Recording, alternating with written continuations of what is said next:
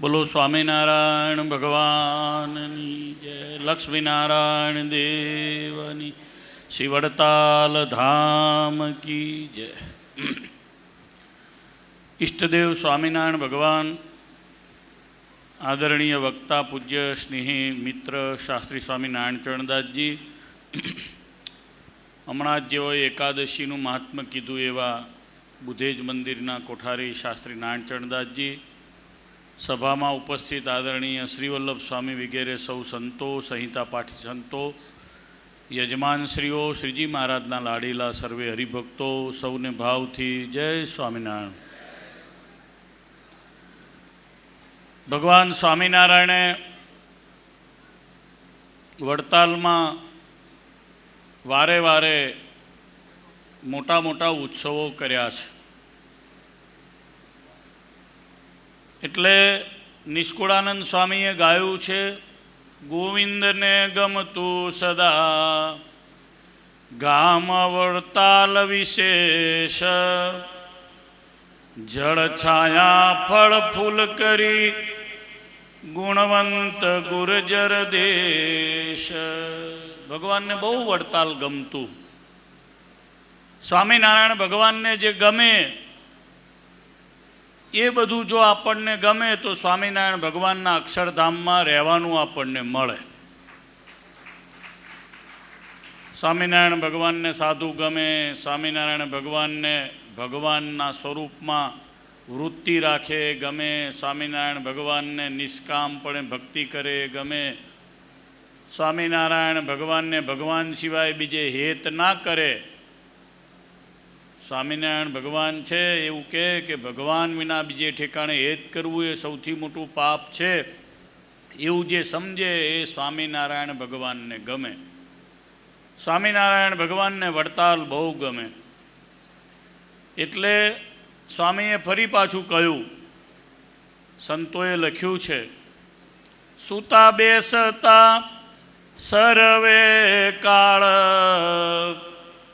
વાલો સંભારે છે વડતાલ, જેમ ઘરને સંભારે પ્રવાસી એમ વડતાલને અવિનાશી.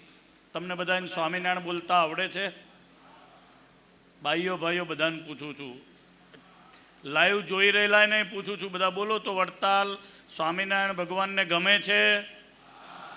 તો સ્વામિનારાયણ બોલતા આવડે છે? તો બોલો તો સ્વામિનારાયણ.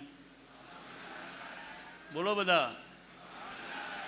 સ્વામિનારાયણ કદાચ કોઈને બોલતા ના આવડતું હોય તેણે આવ બોલવાનું કહું. એ શું બોલવાનું ખબર છે? વડતાલ. બોલો તો વડતાલ. વડતાલ. વડતાલ. બે હાથ ઊંચા કરીને બોલો વડતાલ. વડતાલ. અલા સાધુરામ બોલ, બે હાથ ઊંચા કર. હરિકૃષ્ણ. વડતાલ. વડતાલ. જે વડતાલ વડતાલ કરે ને એને સ્વામિનારાયણ લેવા માટે આવે. બામન ગામને બોચાસણે સતસંગી સારા સહી, પણ જળ છાયાની જુગતિ આ વડતાલ જેવી બીજે નહીં. જળ અને છાયા બંનેની જુગતી જોવી હોય એને ક્યાં આવવું પડે? વડતાલમાં આવવાનું છે. એટલે લક્ષ્મીનારાયણ દેવ દ્વિશતાબ્દી સમયો થવાનો. મને કે એક જગ્યાએ સમયો થયો તો એમાં બધા બહુ લોકો નાચ્યા. મેં કીધું અહીં સમયો થશે ને એમાં તો કથા થશે. મને કે સમયમાં તો બહારના ડાન્સરો આવ્યા હતા. મેં કીધું તો આવે.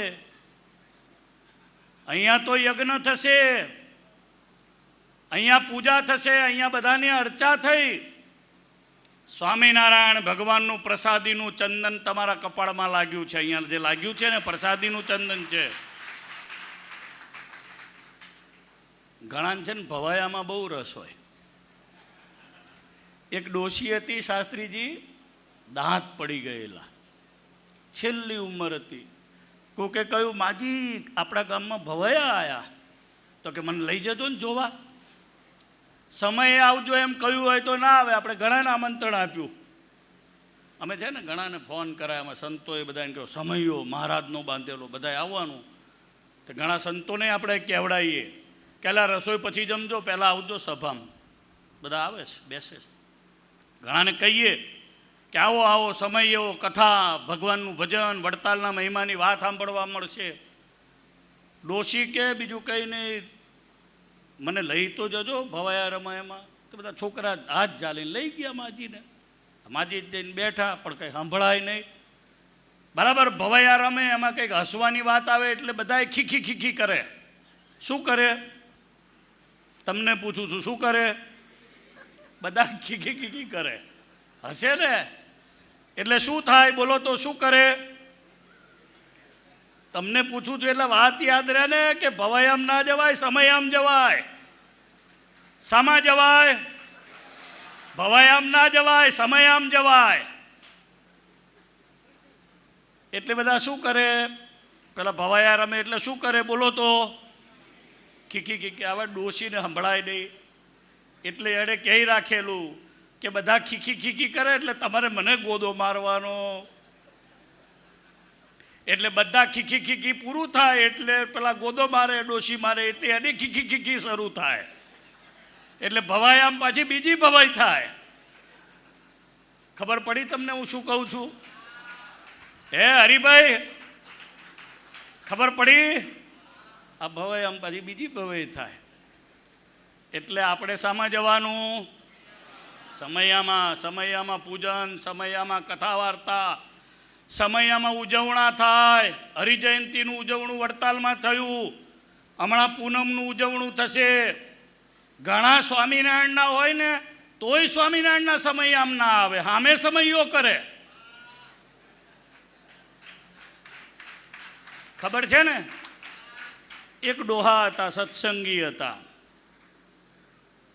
આપણે શું કે આપણી વાત ના કરીએ? ડોહા સત્સંગી હતા. તે ગામમાં ભવાયા રમવા આવ્યા એટલે બધાને કીધું કે સારું આપણે જવું, પણ લોકો સત્સંગી કે આપણે કેમનું જવું? અમુક પક્ષમાં જોડાઈ ગયેલા એટલે જવાય નહીં પાછું સમયામાં.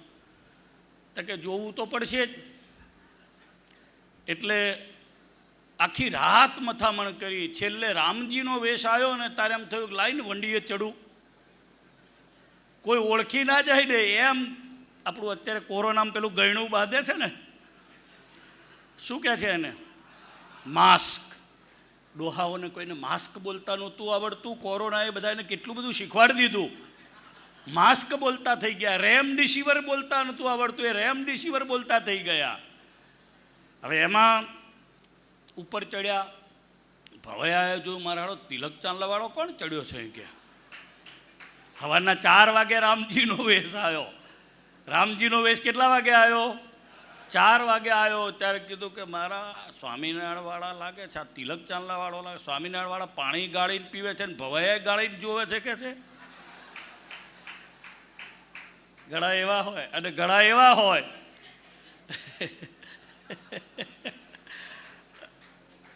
સોમેશ્વર શેઠ બરાબર છે ને? અક્ષરાન સ્વામીની વાતોમાં વાત છે, મને યાદ આવી. એકવાર અક્ષરાન સ્વામી કેવું ગઢડા, અરે બોટાદ હતો, તે હવારના પરમાં ત્યાં ગાંગડી વાવ છે, ત્યાં નાહવા જવાનું. પહેલાં વાવે નાહવા જવાનું. સ્વામી કે હું તો વહેલો વહેલો નીકળ્યો. તે એક જણો કપડા વગરનો સામે મળ્યો. એટલે કીધું તું કોણ? તો કે હું તીતલો. તો કે હાડા તારે તો સુખ છે, આ કપડાં ક્યાં મૂક્યા? તો કે બાપજી આ ભવાયા રમવા આવ્યા હતા ને તે તાનમાં આવી ગયો, કપડાં આપી દીધા કે છે. સ્વામી કે આડા પહેરવાનું તો રાખવું તું. એટલે ઘણા એવા હોય સમયો થાય ત્યાં ના આવે ને ભવાયા થાય ને ત્યાં કપડાં આપી આવે જઈને. ખબર પડી? હા તમે કરો હું જઈને આપી આવું. એવા એક ભૂદેવ છે ને ભવાયા રમે ત્યાં ગયા. એટલે પાછો કથા વાંચવા ગયા હશે તો ત્યાં મોટો તાકો આવ્યો કથામાં. સ્વામી તમે કથા કરો છો એમ એક જણ હરિભગત. અત્યારે તો અહીં કોઈ લાવતું નહીં, કશું કોઈ નાળિયેરે લાવતું નહીં. આવું બધું કોરા કડાકા તમારી કથા ચાલે છે અહીંયા.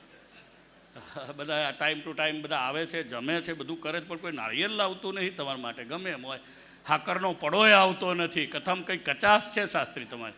હા, કોઈ પ્રદક્ષિણાય કરવા આવતું નહીં. ભાગવતનો મહિમા ખાલી સાંભળવા ફર્સ્ટ ક્લાસ ઉપર એસી, ચારે બાજુ એર કુલરો મૂક્યા છે, મજા પડી ગઈ છે.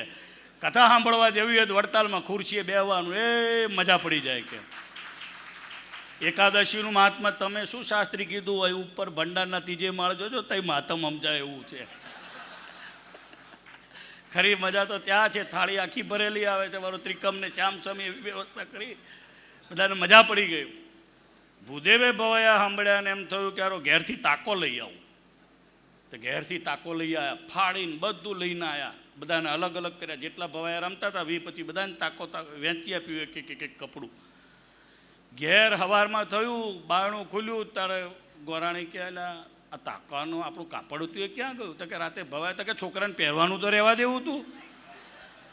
આપણે એક તો માંડ કથામાં આવ્યું હતું, છોકરાને પહેરવાનું. ઘણા એવા હોય, સમય આમ ના જાય, ભવાય આમ જાય. તમે ભાગશાળી છો, તમને તો વડતાલમાં આવવાનું મળ્યું, ધામમાં આવવાનું મળ્યું અને સમયામાં આવવાનું મળ્યું. એટલે એકવાર જોરદાર આ શાસ્ત્રી કેવી સરસ કથા કરે છે. તો તમે જુઓ, હાથ ઊંચા કરીને તાળી પાડો, વધાવો શાસ્ત્રી મહારાજને.